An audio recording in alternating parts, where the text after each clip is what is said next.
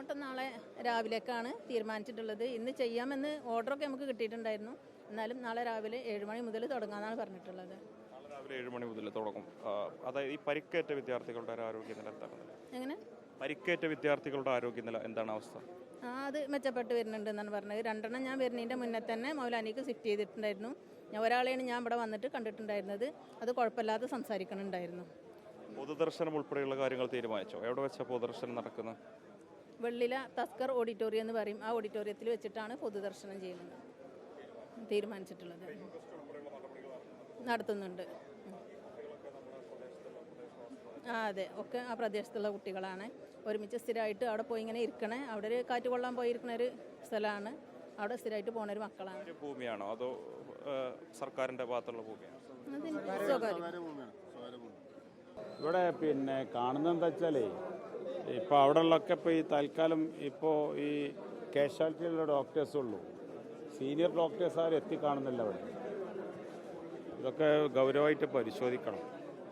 എന്തുകൊണ്ടാണ് ഇവരൊക്കെ ഇങ്ങനെ ഒരു അപകടം ഉണ്ടായിട്ട് സീനിയർ ഡോക്ടേഴ്സ് ആരും വരാത്തെന്നുള്ള പരിശോധിക്കണം. അപ്പോൾ അവിടെ ആര് വന്നാലും ആ 2 ഡോക്ടർമാരും കുറച്ച് സിസ്റ്റേഴ്സും മാത്രമേ അവിടെ ഉള്ളൂ.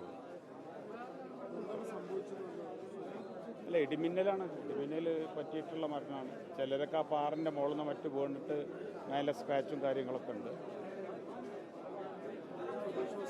വളരെ വളരെ പ്രയാസകരമായുള്ള സ്ഥിതിയാണ് അതിൻ്റെ ഉള്ളിലുള്ളത്. ഇപ്പോൾ ഈ പരിക്ക് ഇപ്പോൾ 3 പേര് ചികിത്സയിൽ തുടരുന്നുണ്ട്. അവരെ ഇവിടുന്ന് റെഫർ ചെയ്യുന്ന എന്തെങ്കിലും കാര്യം ആലോചിക്കുന്നുണ്ടോ? ഒന്നും പറഞ്ഞില്ല. ആരെങ്കിലും സീരിയസ് ആയിട്ട് അവിടെ വേണ്ടേ?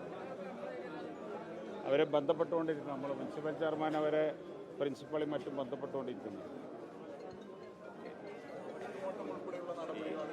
ഇല്ല, ഒന്നും ആയിട്ടില്ല. ഇപ്പോൾ കഴിഞ്ഞുള്ളൂ. മരണം കഴിഞ്ഞവർ സ്ഥിരീകരിച്ച് ഇനിയിപ്പോൾ അവരെ തൽക്കാലം മാറ്റണമല്ലോ. ഇപ്പോൾ പെട്ടെന്ന് പോസ്റ്റ്മോർട്ടം നടക്കില്ല എന്നാണ് പറഞ്ഞത്.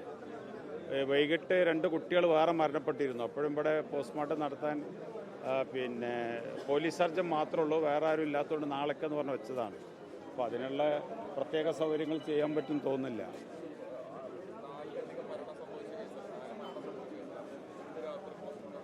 അല്ല, അതിനുള്ള പ്രത്യേക സംവിധാനങ്ങളെക്കുറിച്ച് നമ്മൾ ആവശ്യപ്പെട്ടിട്ടുണ്ട് അവരോട്. പ്രത്യേകിച്ച് എന്തെങ്കിലും ചെയ്യാൻ പറ്റുമോ നോക്കാൻ വേണ്ടി പറഞ്ഞത്.